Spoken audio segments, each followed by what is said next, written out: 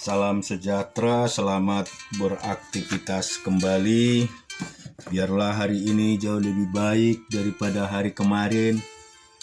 Berkat Tuhan selalu berkelimpahan di dalam kehidupan kita.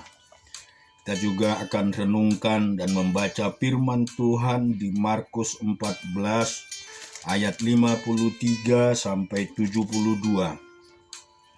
Kemudian Yesus dibawa menghadap imam besar. Lalu semua imam kepala, tua-tua dan ahli Taurat berkumpul di situ. Dan Petrus mengikut dia dari jauh sampai ke dalam halaman imam besar. Dan di sana ia duduk di antara pengawal-pengawal sambil berdiam dekat api. Imam-imam kepala malah seluruh mahkamah agama mencari kesaksian terhadap Yesus supaya ia dapat dihukum mati, tetapi mereka tidak memperolehnya. Banyak juga orang yang mengucapkan kesaksian palsu terhadap dia, tetapi kesaksian-kesaksian itu tidak sesuai dengan satu dengan yang lain. Lalu beberapa orang naik saksi melawan dia dengan tuduhan palsu. Kami sudah mendengar orang ini berkata, "Aku akan merubuhkan bait suci buatan tangan manusia ini, dan dalam 3 hari akan kudirikan yang lain, yang bukan buatan tangan manusia." Dalam hal itu pula kesaksian mereka tidak sesuai yang satu dengan yang lain. Maka imam besar bangkit berdiri di tengah-tengah sidang dan bertanya kepada Yesus, katanya, "Tidakkah engkau memberi jawab atas tuduhan-tuduhan saksi-saksi ini terhadap engkau?" Tetapi ia telah diam dan tidak menjawab apa-apa. Imam besar itu bertanya kepadanya sekali lagi, katanya, "Apakah engkau Mesias, anak dari yang terpuji?" Jawab Yesus, "Akulah dia, dan kamu akan melihat Anak Manusia duduk di sebelah kanan yang Maha Kuasa dan datang di tengah-tengah awan-awan di langit." Maka imam besar itu mengoyakkan pakaiannya dan berkata, "Untuk apa kita perlu saksi lagi? Kamu sudah mendengar hujatnya terhadap Allah. Bagaimana pendapat kamu?" Lalu dengan suara bulat mereka memutuskan bahwa dia harus dihukum mati. Lalu mulailah beberapa orang meludahi dia dan menutupi mukanya dan meninjunya sambil berkata kepadanya, "Hai Nabi, cobalah terka." Malah para pengawal pun memukul dia. Pada waktu itu Petrus masih ada di bawah di halaman. Lalu datanglah seorang hamba perempuan imam besar, dan ketika perempuan itu melihat Petrus sedang berdiam, ia menatap mukanya dan berkata, "Engkau juga selalu bersama-sama dengan Yesus orang Nazaret itu."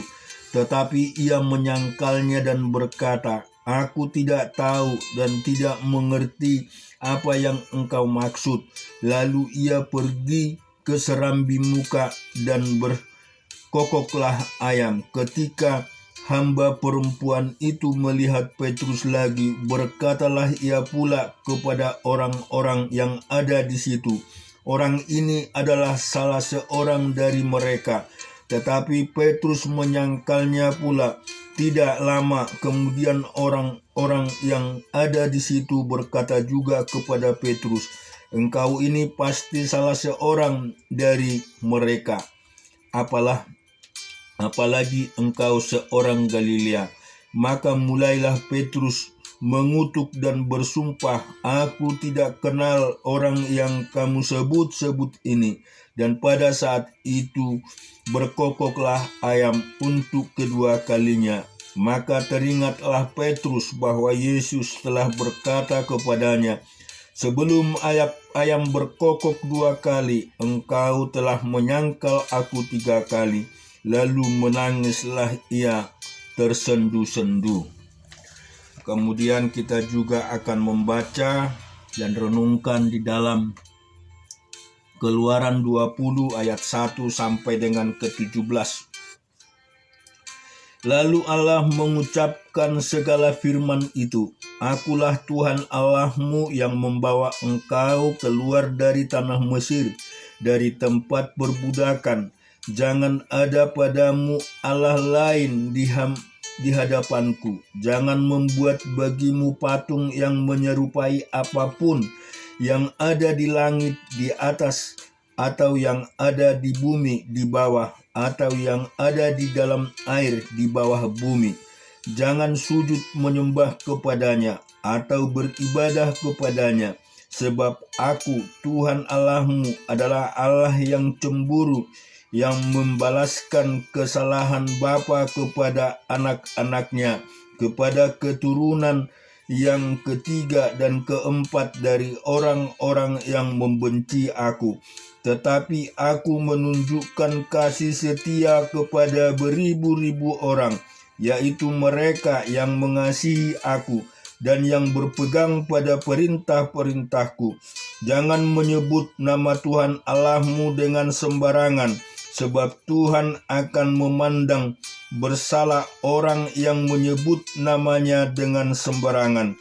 Ingatlah dan kuduskanlah hari Sabat. 6 hari lamanya engkau akan bekerja dan melakukan segala pekerjaanmu. Tetapi hari ke-7 adalah hari Sabat Tuhan Allahmu. Maka jangan melakukan sesuatu pekerjaan engkau atau anakmu laki-laki atau anakmu perempuan atau hambamu laki-laki atau hambamu perempuan atau hewanmu atau orang asing yang di tempat kediamanmu. Sebab 6 hari lamanya Tuhan menjadikan langit dan bumi, laut dan segala isinya, dan Ia berhenti pada hari ke-7. Itulah sebabnya Tuhan memberkati hari Sabat dan menguduskannya. Hormatilah ayahmu dan ibumu, supaya lanjut umurmu di tanah yang diberikan Tuhan Allahmu kepadamu. Jangan membunuh, jangan berzina, jangan mencuri, jangan mengucapkan saksi dusta tentang sesamamu. Jangan mengingini rumah sesamamu, jangan mengingini istrinya atau hambanya laki-laki atau hambanya perempuan atau lembunya atau keledainya atau apapun yang dipunyai sesamamu. Kita juga baca di Nehemia 12 ayat 1 sampai 26. Inilah para imam dan orang-orang Lewi yang berangkat pulang bersama-sama Zerubabel bin Satiel dan Yesua, Seraya, Yeremia, Esra, Amaria, Maluka, Hatus, Sekaya, Rehum, Meremot, Ido, Ginetoi, Abia, Miyamin, Maaza, Bilga, Semaya, Yoyarib, Yedaya, Salu, Amok, Hilkia, dan Yedaya. Itulah kepala-kepala imam dan saudara-saudara mereka pada zaman Yesua dari orang-orang Lewi, Yesua, Binua, Kadmiel, Serbaya, Yehuda, dan Mataya. Mataya ini dan saudara-saudaranya memimpin nyanyian syukur, sementara Bakbukia dan Unida, saudara-saudara mereka, berdiri di hadapan mereka itu menurut kelompok-kelompok tugas. Yesua memperanakkan Yoyakim, dan Yoyakim memperanakkan Eliasib, dan Eliasib memperanakkan Yoyada, dan Yoyada memperanakkan Yonatan, dan Yonatan memperanakkan Yadua.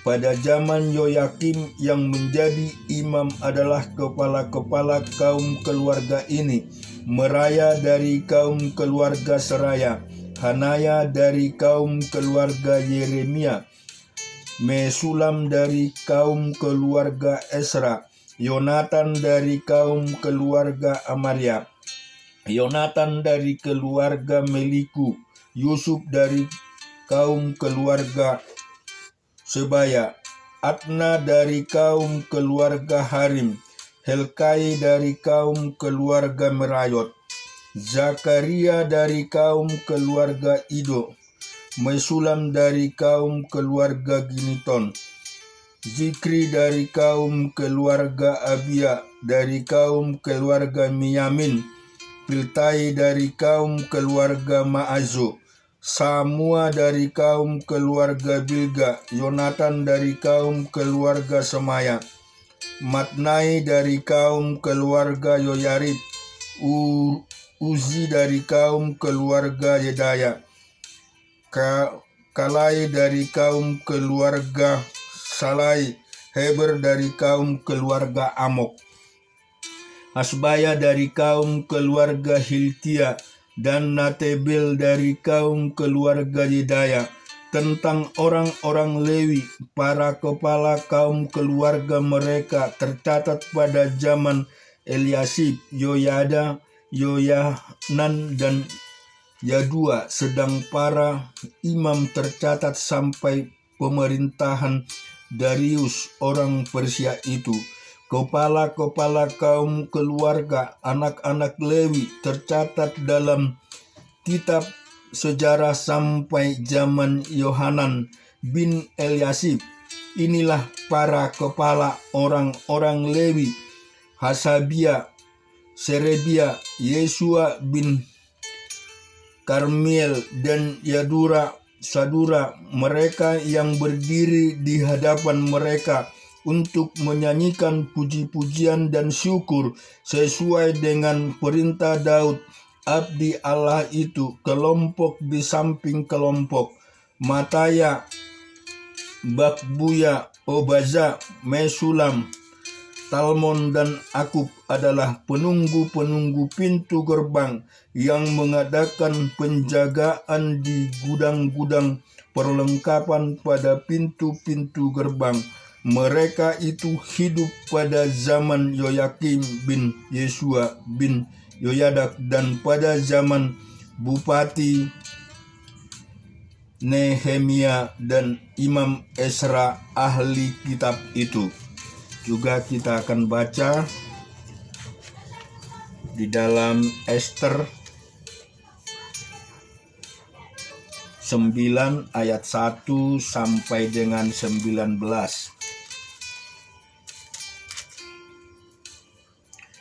Dalam bulan yang ke-12, yakni bulan Adar, pada hari yang ke-13, ketika titah serta undang-undang raja akan dilaksanakan pada hari, musuh-musuh orang Yahudi berharap mengalahkan orang Yahudi. Terjadilah yang sebaliknya, orang Yahudi mengalahkan pembenci-pembenci mereka. Maka berkumpullah orang Yahudi di dalam kota-kotanya di seluruh daerah Raja Ahasweros untuk membunuh orang-orang yang berikhtiar mencelakakan mereka, dan tiada seorang pun tahanan menghadapi mereka. Karena ketakutan kepada orang Yahudi telah menimpa segala bangsa itu, dan semua pembesar daerah dan wakil pemerintahan dan bupati serta pejabat kerajaan menyokong orang Yahudi, karena ketakutan kepada Mordekai telah menimpa mereka. Sebab Mordekai besar kekuasaannya di dalam istana raja, dan tersiar berita tentang dia ke segenap daerah. Karena Mordekai itu bertambah-tambah besar kekuasaannya, maka oleh Yahudi mengalahkan semua musuhnya. Mereka memukulnya dengan pedang, membunuh dan membinasakannya. Mereka berbuat sekehendak hatinya terhadap pembenci-pembenci mereka. Di dalam benteng Susan saja orang Yahudi membunuh dan membinasakan 500 orang. Juga Persadata, Dalpon, Aspa, Permata, Arisai, Aridai, dan Waizata. Ke-10 anak laki-laki Haman bin Hamedata, seteru orang Yahudi, dibunuh oleh mereka, tetapi kepada barang rampasan tidaklah mereka mengulurkan tangan. Pada hari itu juga jumlah orang-orang yang terbunuh di dalam benteng Susan disampaikan ke hadapan raja. Lalu titah raja kepada Ester sang ratu, di dalam benteng Susan saja orang Yahudi telah membunuh dan membinasakan 500 orang beserta 10 anak Haman. Di daerah-daerah kerajaan yang lain, entahlah apa yang diperbuat mereka dan apakah permintaanmu sekarang, niscaya akan dikabulkan, dan apakah keinginanmu lagi, niscaya dipenuhi. Lalu jawab Ester, jikalau baik pada pemandangan raja, diizinkanlah kiranya kepada orang Yahudi yang di Susan untuk berbuat besok pun sesuai dengan undang-undang untuk hari ini, dan ke-10 anak Haman itu hendaklah disulakan pada tiang. Raja pun menitahkan berbuat demikian, maka undang-undang itu dikeluarkan di Susan, dan ke-10 anak Haman disulangkan orang. Jadi berkumpullah orang Yahudi yang di Susan pada hari yang ke-14 bulan Adar juga, dan dibunuhnyalah di sana di Susan 300 orang, tetapi kepada barang rampasan tidaklah mereka mengulurkan tangan. Orang Yahudi yang lain yang ada di dalam daerah kerajaan berkumpul dan mempertahankan nyawanya serta mendapat keamanan terhadap musuhnya. Mereka membunuh 75.000 orang di antara pembenci mereka, tetapi karena barang rampasan tidaklah mereka mengulurkan tangan. Hal itu terjadi pada hari yang ke-13 dalam bulan Adar. Pada hari yang ke-14 berhentilah mereka dari hari itu, dijadikan mereka hari perjamuan dan sukacita. Akan tetapi orang Yahudi yang di Susan berkumpul baik pada hari yang ke-13 baik pada hari yang ke-14 dalam bulan itu. Lalu berhentilah mereka pada hari yang ke-15, dan hari itu dijadikan mereka hari perjamuan dan sukacita. Oleh sebab itu orang Yahudi yang di pedusunan, yakni yang diam di perkampungan, merayakan hari yang ke-14 bulan Adar itu sebagai hari sukacita dan hari perjamuan, dan sebagai hari gembira untuk antar mengantar makanan. Amin. Syukur bagimu ya Bapa, Allah yang ajaib dan luar biasa. Terima kasih Tuhan, Engkau selalu memberikan akal budi hikmat dalam hidup kami. Ajar kami mengenal Engkau lebih dalam lagi. Biarlah kebenaran firman-Mu Tuhan selalu terjadi di tengah hidup kami. Lepaskan kami dari kuasa-kuasa jahat. Lepaskan kami Bapa dari kuasa kegelapan. Berkaryalah Tuhan buat kami, baik di dalam pelayanan kami, baik di dalam kehidupan keluarga kami. Engkau Tuhan senantiasa memberkati kami. Amin.